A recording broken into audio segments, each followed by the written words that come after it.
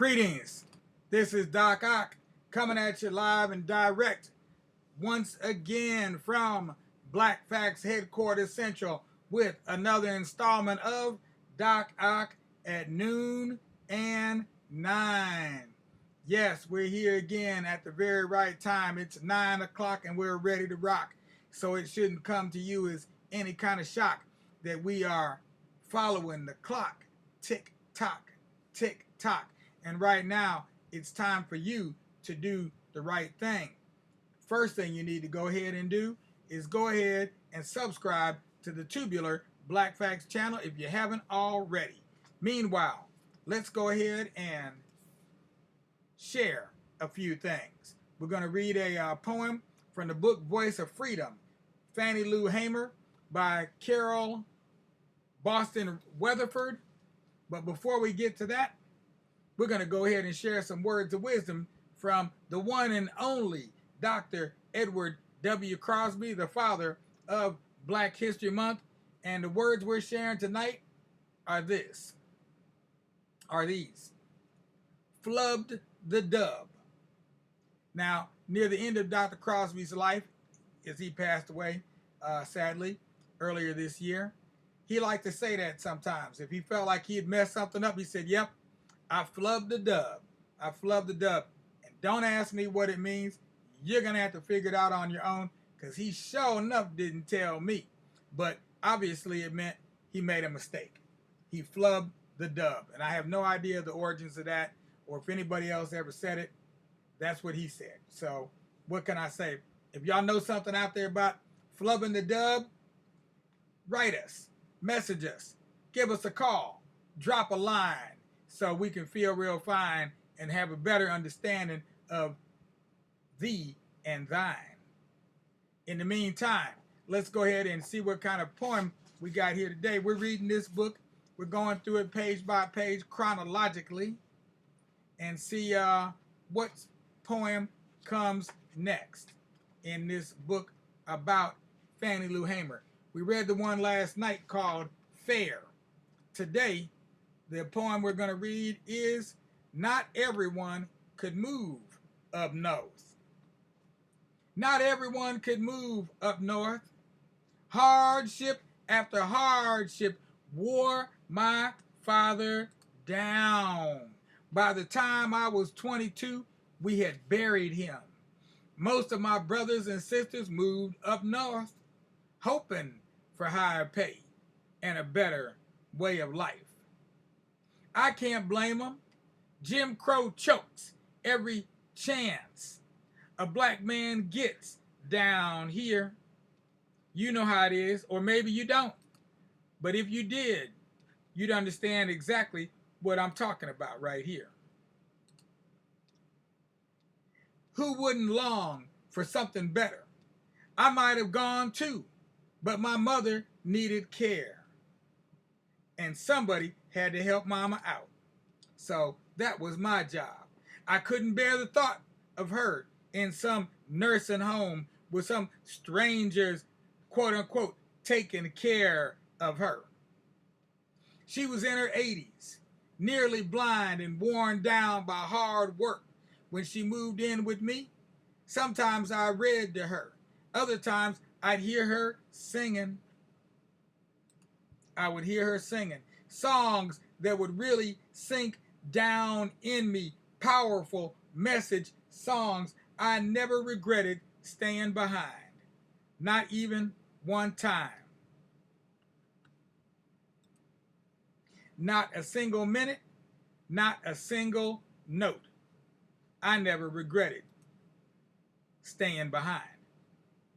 And that right there is our poem for the night about the life of Fannie Lou Hamer and her family. Youngest of 20 children. That's right, they had 22 people in their family. If you can imagine that, and the hard scrabble life they lived, making a few dollars a week here or a few dollars a week there, trucking that cotton through that field in those long tote sacks. Oh my God. You talk about a hard life, that was a hard life. So anything we experience right now, any bit of strife that we experience right now, that ain't nothing compared to what them folks had to deal with way back then. So we're going to veer off from what we usually have been reading, and we're going to go black here in time. We're going to go black in time to this part they call Been in the Storm So Long. And we're going to read this today and maybe through the end of the week, because it's going to take at least 2 nights to finish this off. And here we go. Been in the storm so long, life under segregation. Today, African Americans sit in Congress, bigwigs, HNICs, and on the Supreme Court, work in medicine, law, and business, and star in movies and TV shows and Netflix and shit. But it was not always this way. At one time, not so long ago, these opportunities were routinely denied to African Americans. As a matter of fact, African Americans were even denied their civil rights. Quiet as it's kept. And it ain't been that quiet.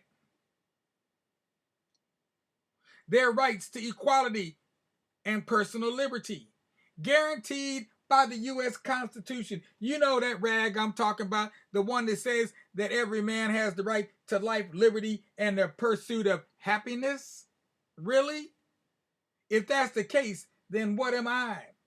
Because I'm feeling a lot like a fly on the wall and the hammer's about to drop. How did this happen in a country whose Pledge of Allegiance proclaims liberty and justice for all? How did this happen? The answer lies in history, so you need to know yours, chillin'. Slavery, the practice of one person owning another, has existed since ancient times. Throughout history, when one nation conquered another, the defeated people were sometimes forced to be slaves.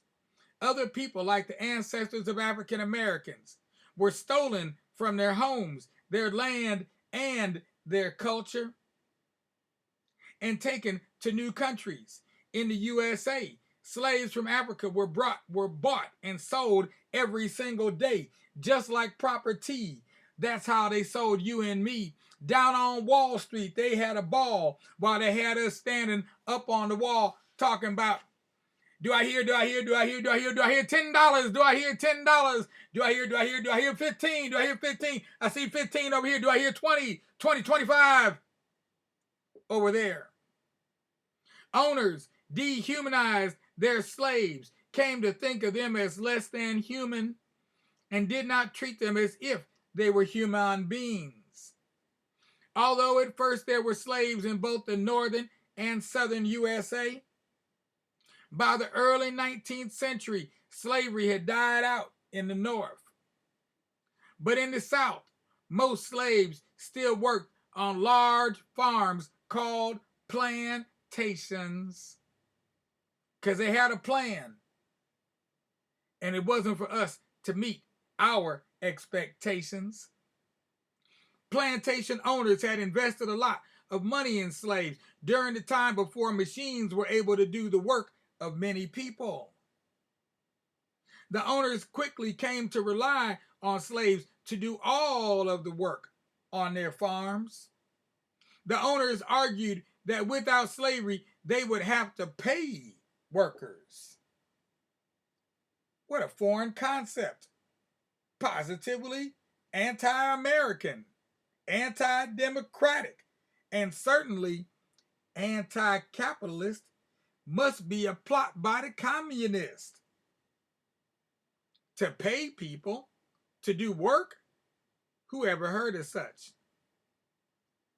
It would financially ruin them, was their line. All the time. Their way of life, which benefited wealthy white people, would end.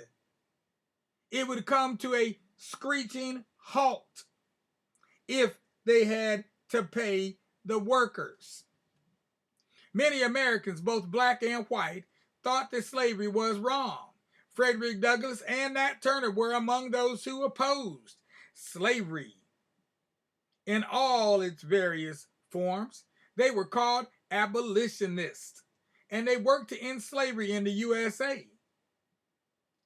In 1857, as tensions grew between North and South over slavery, a slave from Missouri named Dred Scott asked the courts for his freedom.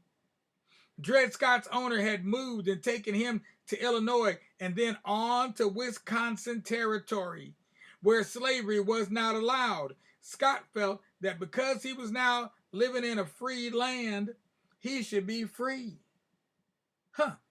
Whatever gave him that thought? Must be them communists, those Reds, doggone Reds, always messing up the game. His case eventually reached the Supreme Court, the highest court in the USA, which declared that a slave was property and not eligible for citizenship with constitutional rights, whether or not he lived in a free state or not. Made no difference to the court. The court denied Dred Scott his freedom. So when you go to court today, if you think you will get justice, you might just want to think twice. Because oftentimes when we go to court, the result we get is very often just not nice.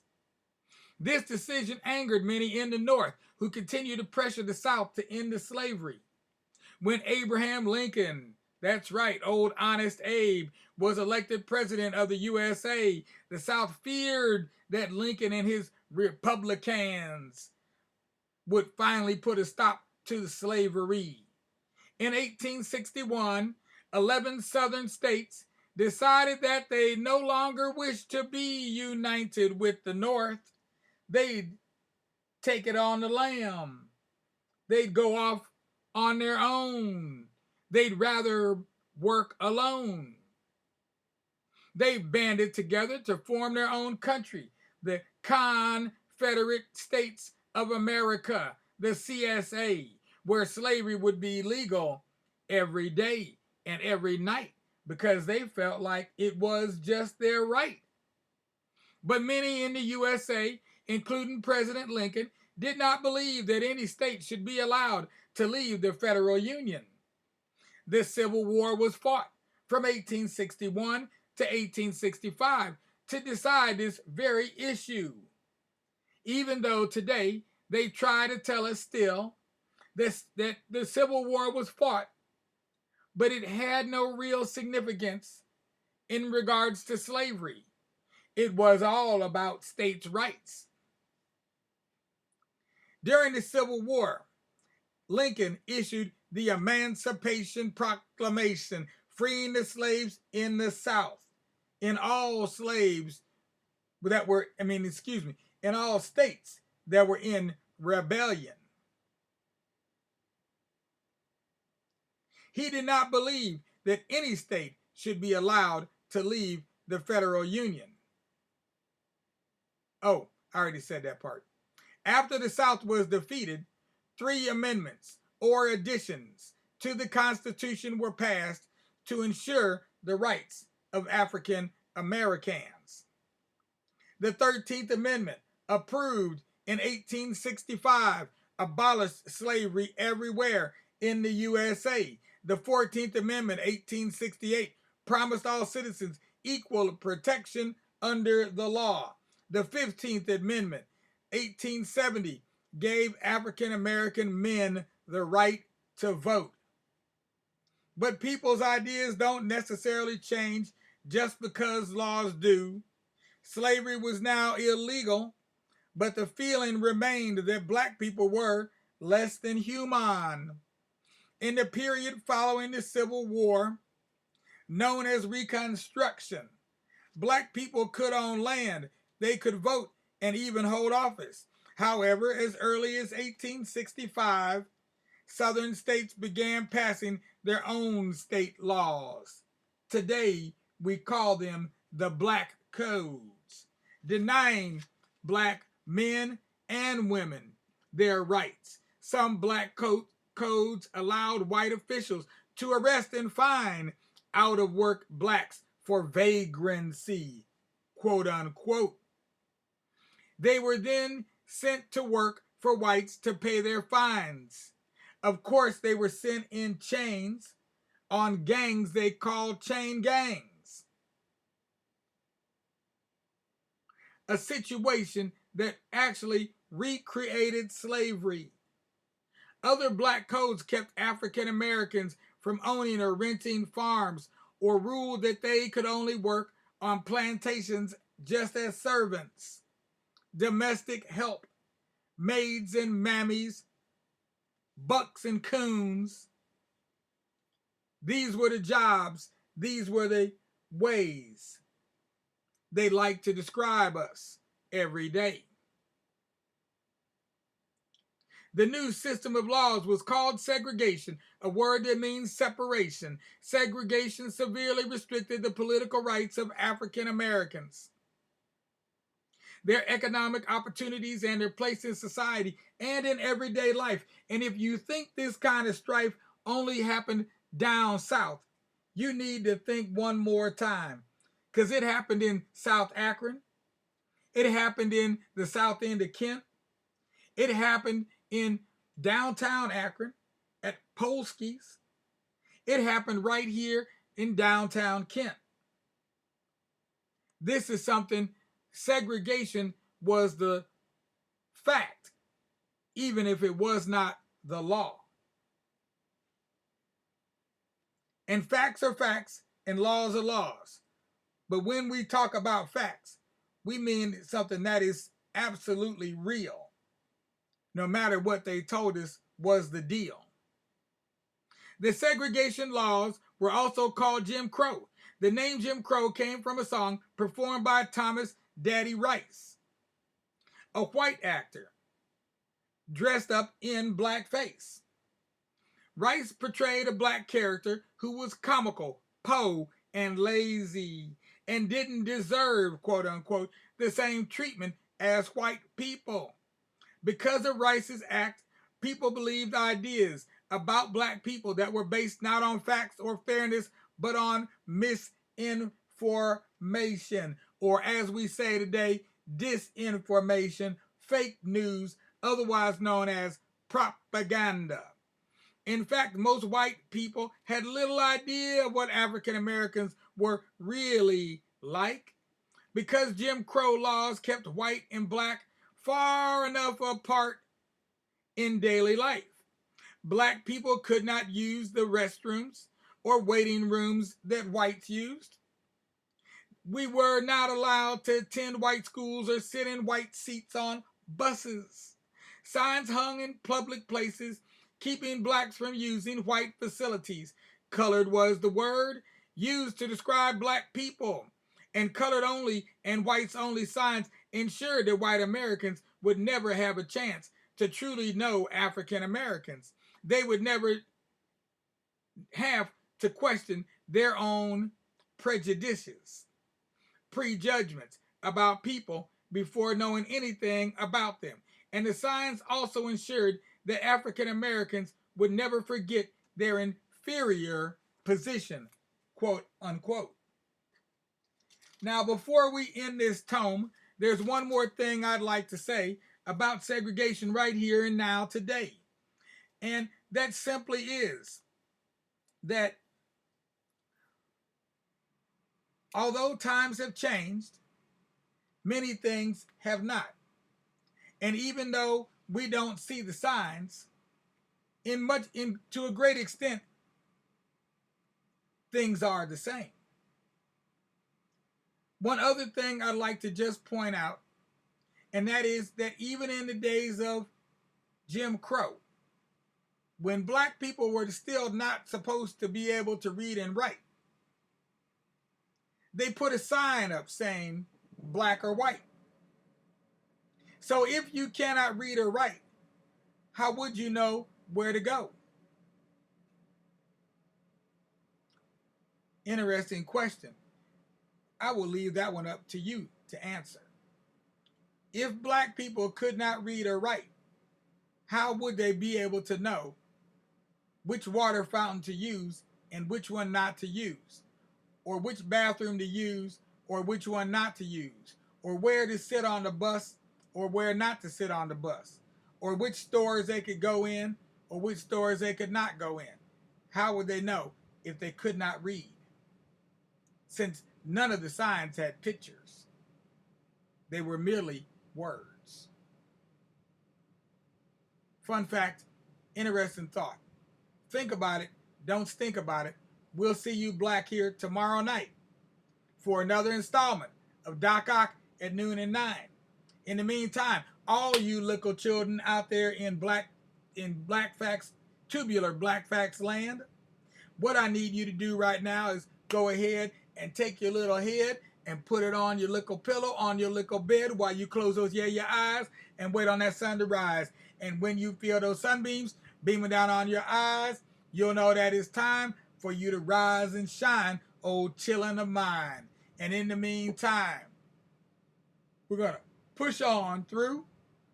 We'll be black here tomorrow at noon, continuing to read from the autobiography of the father of Black History Month, Dr. Edward W. Crosby. We'll look to see you then or later, whenever. Things are going to be greater. When you see us, you know things are going to be great. Peace out without a doubt, with a whole lot of justice, because peace without justice does nothing but disgust us.